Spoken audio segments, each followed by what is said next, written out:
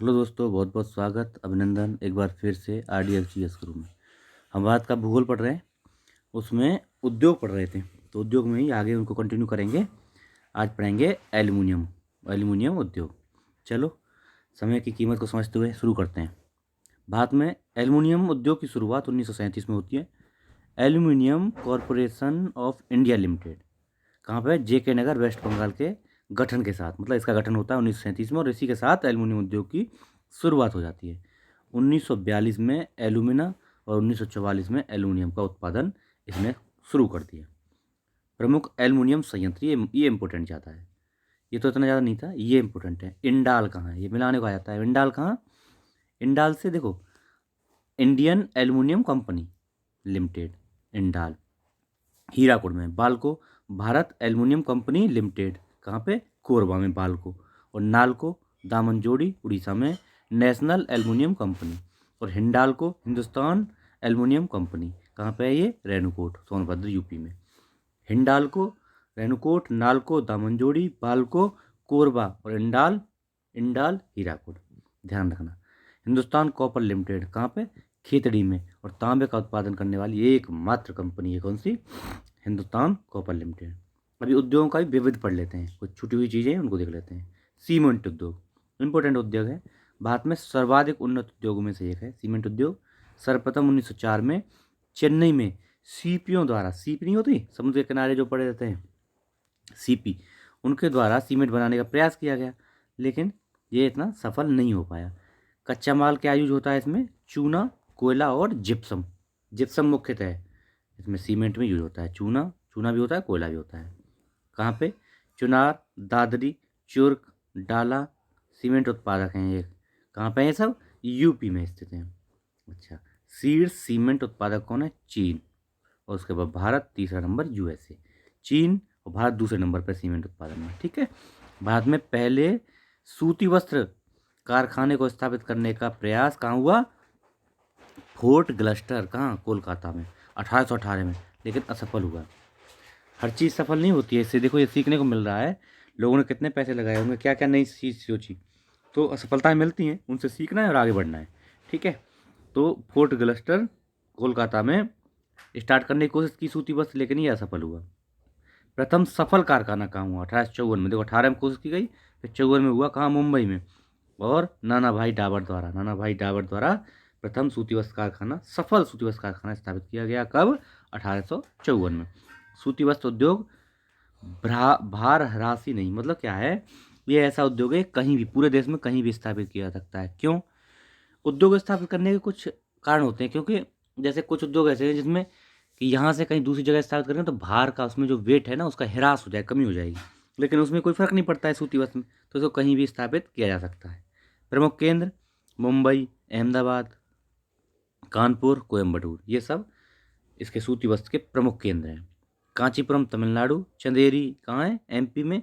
सूती वस्त्र उत्पादन यहाँ भी होता है। कांचीपुरम में बहुत मशहूर है साड़ियों के लिए, कांचीपुरम मशहूर है। चंदेरी भी MP में। लुधियाना पंजाब में, किसके लिए? हौजरी उद्योग के लिए। पंजाब की औद्योगिक राजधानी भी लुधियाने को बोला जाता है। भारत का प्रथम सार्वजनिक क्षेत्र उर्वरक संयंत्र कहाँ? सिंदरी, कहाँ पे? झारखंड में। वेस्ट बंगाल बता रहे हैं, वेस्ट बंगाल झारखंड के बॉर्डर पे है ये। भारत का प्रथम सार्वजनिक क्षेत्र उर्वरक संयंत्र सिंदरी में 1951 में स्थापित किया गया। दूसरा कहाँ? नांगल, पंजाब में। दोनों आते हैं, दोनों क्वेश्चन पूछा हुआ है। सिंदरी पहला और दूसरा है नांगल में का उर्वरक संयंत्र। सहकारिता क्षेत्र में सबसे बड़ा उर्वरक कारखाना कहाँ है? फूलपुर, कहाँ पे है ये? प्रयागराज।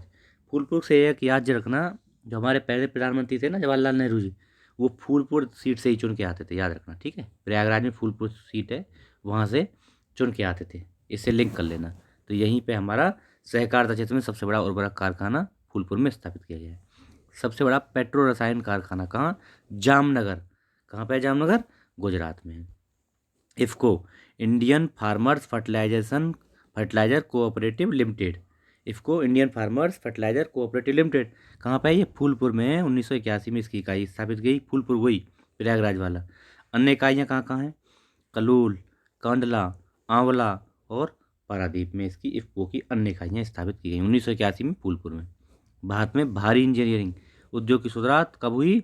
भारी इंजीनियरिंग उद्योग की शुरुआत 1958 में, कहाँ, रांची में, HEC Ranchi, Hindustan engineering corporation, HEC, अभी भी चल रहा है ये। Diesel locomotive works, diesel locomotive work कहाँ पे, वाराणसी में, 1961 से चल रहा है। इंडियन टेलीफोन इंडस्ट्रीज की स्थापना 1948 में, मुख्यालय कहाँ है, बेंगलुरु में। विनिर्माण इसका या विनिर्माण की इकाइयाँ कहाँ हैं टेलीफोन इंडस्ट्रीज की, नैनी, रायबरेली, मनकापुर यूपी में है ये, पलक्कड़ केरल, श्रीनगर JNK। भारत में जलयान कारखाना विशाखापट्टनम में 1941 में स्थापित किया गया। 1952 में सरकार द्वारा अधिग्रहित कर हिंदुस्तान से प्यार, देखो जलयान कारखाना विशाखापट्टनम में पहले, सबसे पहले 1941 में स्थापित किया, लेकिन इसको 1952 में अधिग्रहित कर लिया सरकार ने और हिंदुस्तान से प्यार का इसको नाम दे दिया गया। अन्य निर्माण केंद्र कहाँ है, कोलकाता में, गोवा, मुंबई और कोचीन। शिवकाशी औद्योगिक क्षेत्र किसके लिए, मुख्यतः आतिशबाजी के लिए, है ना, पटाखे वगैरह बनाए जाते हैं, माचिस व प्रिंटिंग उद्योग के लिए भी यह विख्यात है। इसको लिटिल जापान, किसको, शिवकाशी औद्योगिक क्षेत्र तमिलनाडु का, इसको लिटिल जापान कहते हैं। अगला लेते हैं पीथमपुर, क्या है, MP में है, ऑटोमोबाइल का हब है, कौन, Pithampur. Hindustan machine tools, Hindustan machine tools Bengaluru में स्थित है, 1953 में इसकी स्थापना की गई। Fertiliser corporation of India limited 1961 में निर्मित किया गया, कौन, fertiliser corporation of India limited बनी, ये बनी मतलब निगमित कंपनी 1961 में बन गई है और 1978 में पुनर्गठन हुआ। देखो fertiliser corporation of India limited 1961 में निगमित कंपनी बनी और 1978 में पुनर्गठन किया गया। इसकी 4 प्रमुख उत्पादक इकाइयाँ हैं, कहाँ, वही एक तो सिंदरी झारखंड, रामागुंडम तेलंगाना में, तलचर उड़ीसा में और गोरखपुर यूपी में। किसकी, फर्टिलाइजर कॉरपोरेशन ऑफ इंडिया की 4, सिंदरी, रामागुंडम, तलचर और गोरखपुर।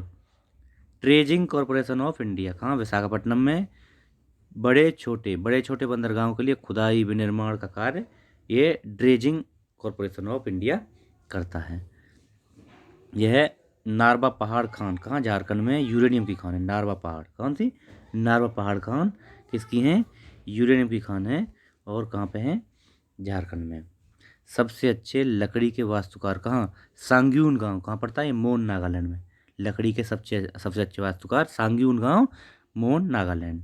बांस पर आधारित पारंपरिक वस्तु निर्माण के लिए विख्यात क्या है, नलवाड़ी जिला, किसका, असम का, क्या, बांस की कलाकारी के लिए नलवाड़ी जिला, कौन सा, नलवाड़ी जिला असम का बांस की कलाकारी के लिए विख्यात है।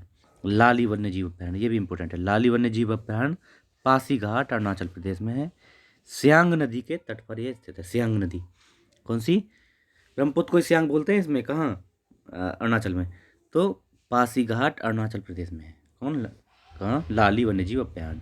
यहाँ जनजातियों द्वारा पोनंग नृत्य किया जाता है, किसके द्वारा, जनजातियों द्वारा। यूपी में कांच उद्योग कहाँ कहाँ होते हैं ये देख लेते हैं, थोड़ा इंपॉर्टेंट है। कांच के उद्योग मुख्यतः तो फिरोजाबाद है, लेकिन और भी जगह होता है, कहाँ कहाँ, बहजोई होता है, नैनी में होता है, फिरोजाबाद में होता है, गाजियाबाद, मेरठ, लखनऊ, मक्खनपुर, हिरनपुर, सासनी, वाराणसी आदि इन जगह भी कांच का उद्योग होता है। चलो आज यहीं रोकेंगे, कल देखते हैं अनुसंधान केंद्र वगैरह पढ़ेंगे। चलो ठीक है, तो शेयर करते रहिए, सब्सक्राइबर भी थोड़ा बढ़वाइए, लाइक वाइक कर दीजिए, देखते हैं लाइक नहीं करते हैं आप लोग। Okay, thank you so much.